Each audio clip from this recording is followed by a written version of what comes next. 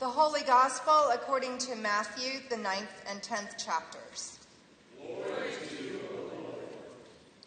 Jesus went about all the cities and villages, teaching in their synagogues and proclaiming the good news of the kingdom and curing every disease and every sickness. When he saw the crowds, he had compassion for them because they were harassed and helpless like sheep without a shepherd. Then he said to his disciples, "The harvest is plentiful, but the laborers are few. Therefore, ask the Lord of the harvest to send out laborers into his harvest." Then Jesus summoned his 12 disciples and gave them authority over unclean spirits to cast them out and to cure every disease and every sickness. These are the names of the 12 apostles.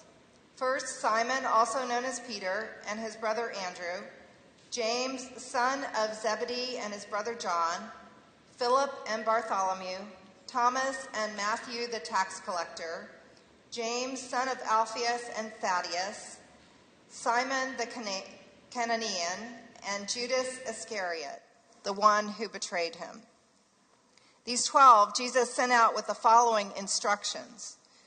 Do not take a road leading to Gentiles, and do not enter a Samaritan town, but go rather to the lost sheep of the house of Israel.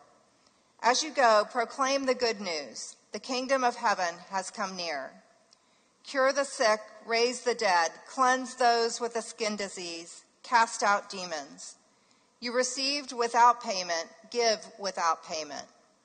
Take no gold or silver or copper in your belts, no bag for your journey, or 2 tunics or sandals or a staff, for laborers deserve their food. Whatever town or village you enter, find out who in it is worthy and stay there until you leave. As you enter the house, greet it. If the house is worthy, let your peace come upon it. But if it is not worthy, let your peace return to you. If anyone will not welcome you or listen to your words, shake off the dust from your feet as you leave that town. Truly I tell you, it will be more tolerable for the land of Sodom and Gomorrah on the day of judgment than for that town. I am sending you out like sheep into the midst of wolves, so be wise as serpents and innocent as doves. Beware of them, for they will hand you over to councils and flog you in their synagogues, and you will be dragged before governors and kings because of me, as a testimony to them and the Gentiles.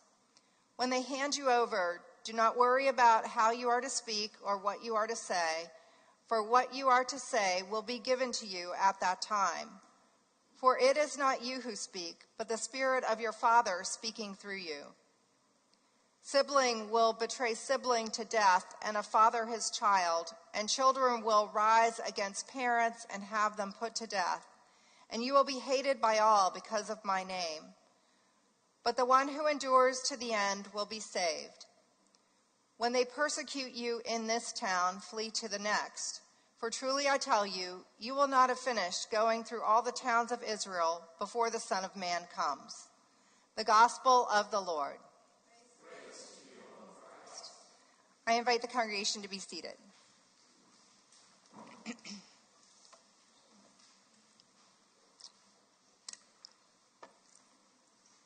So during this month of June, we hear most of the chapters of 9 and 10 in the Gospel of Matthew. So I'm thinking of today's sermon as kind of a part 2 from last week's. And as a refresher, last week there were 4 stories of Jesus going out to heal people who needed it, just because they needed it. Not because they'd been good or had strong faith, but just because they needed it.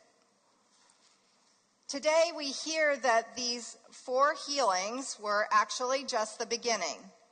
Jesus has kept at it, moving from place to place, announcing the good news of the kingdom, and then making that good news real and visible by healing.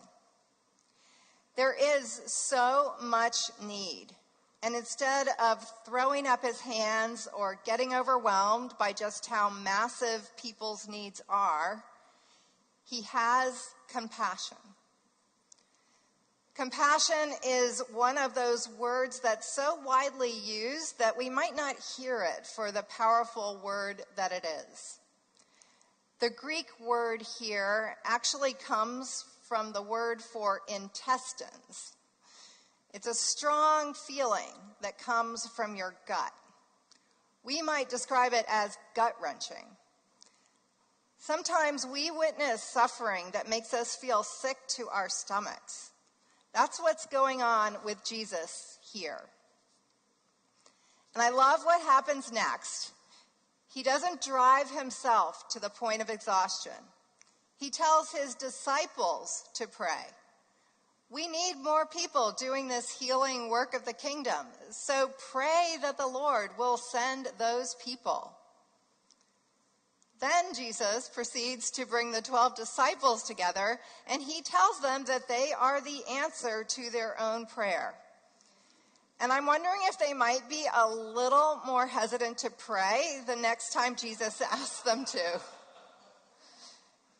Jesus brings them together and turns them into apostles, people who are sent out. The First Nations Bible translates apostles as message bearers. These 12 are going out to share the good news that the rule of God is near. It's starting. It's happening. But it's not just in words. They bear this message in their bodies. They carry it in their actions of healing and restoring to the fullness of life. Last week, it was Jesus going out to heal. This week, it's the 12 apostles. We might want to be careful if we follow Jesus' directions about what to pray for, because next week it may very well be us. But Jesus does something important before he sends them out. He gives them authority, the power to act. All the healing and restoring that they do is coming from God through them. They are the bearers of that healing and restoring power. They are not the source. It's coming through their hands, but it is the work of God. And it is amazing what God can do through people. It would be easy for us to say, well, those were the 12 disciples. They're a cut above us. You can't expect that God would do the same thing through us. But if we take a closer look, the disciples, now apostles, are far from perfect. One becomes a denier, one becomes a betrayer, and the others become deserters. It's proof that God can and does do amazing work through people who fall very short. There is hope for us, or we're not off the hook, depending on how you want to look at it. In addition to the critical element of authority, Jesus gives them fairly detailed instructions for their mission. There are some interesting things to unpack in these instructions, but I'd like to focus on just one part. You received without payment. Give without payment. This is a non-transactional gospel. The strategy for this mission is being attentive to suffering. Be on the lookout for people who don't have what they need. The message for this mission is that the rule of God, the kingdom of God, is coming near, so near that it's happening right here among you and your neighbors. Then heal people. Bring them into community. Make them whole. Show people some of that rule of God. Show them where God is leading us.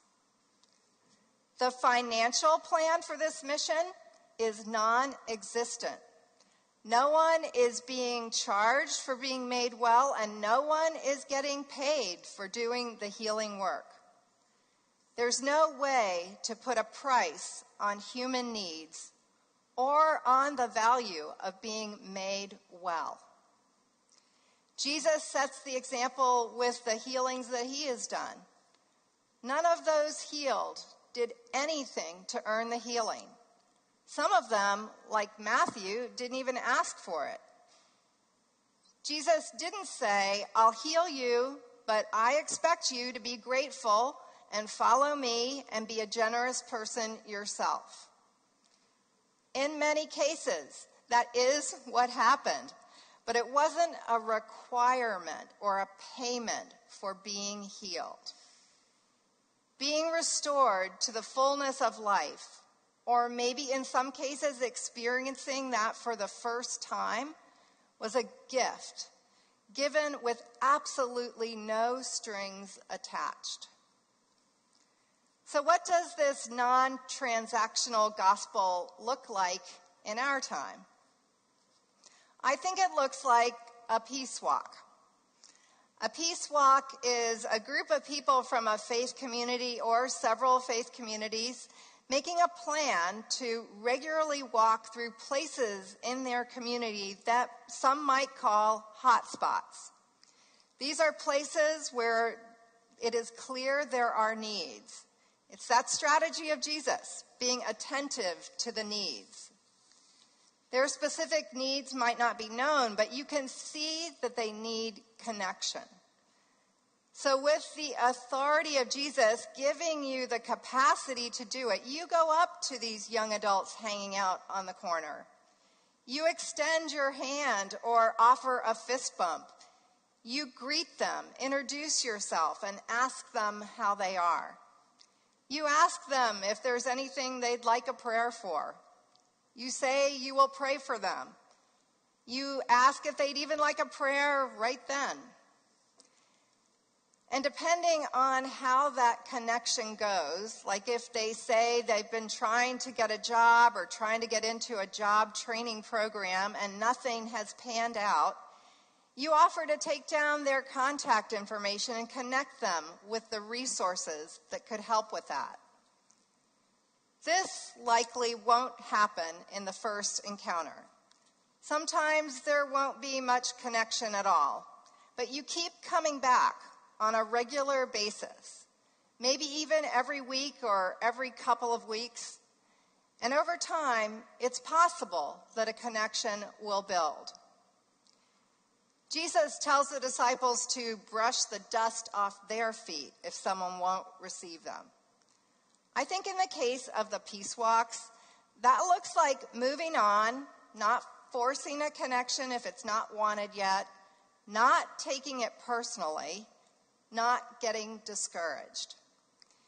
And it looks like consistently coming back, being open to the connection when the person is ready, trusting that God is at work in the spaces in between. Because keeping on coming back is its own kind of proclamation. It's an embodiment of the God who keeps coming to us, who never gives up on us. A non-transactional gospel also looks like the Emmanuel 9. On June 17th, 11 years ago, the pastors and church members of Emmanuel AME Church in Charleston were having a Bible study. Their doors were open to receive anyone who wanted to come in. So when Dylan Roof, a young man raised in an ELCA church, came through their doors, they welcomed him into Bible study. They had been reading the Bible for a couple of hours when Dylan Roof opened fire on them as they began to pray, killing 9 people. Dylan Roof was a self-proclaimed white supremacist.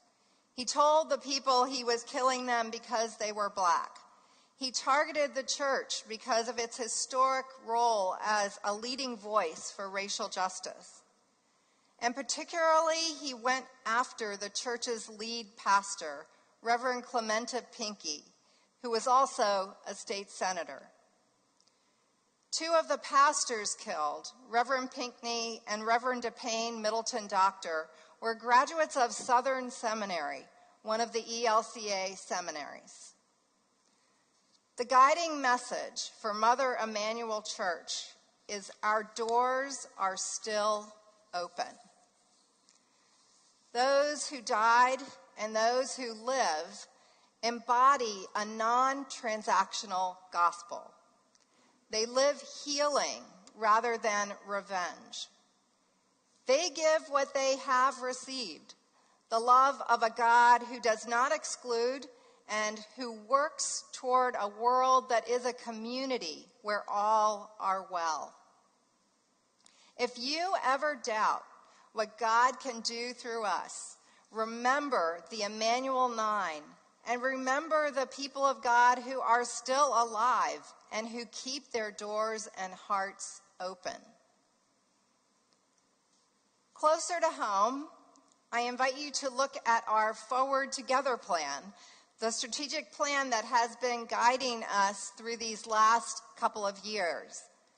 I invite you to look at it as embodying a non-transactional gospel. Peace Camp, our tutoring and mentoring program. These are in response to the needs of the youth around us, not with the aim of gaining members and funds for our congregation.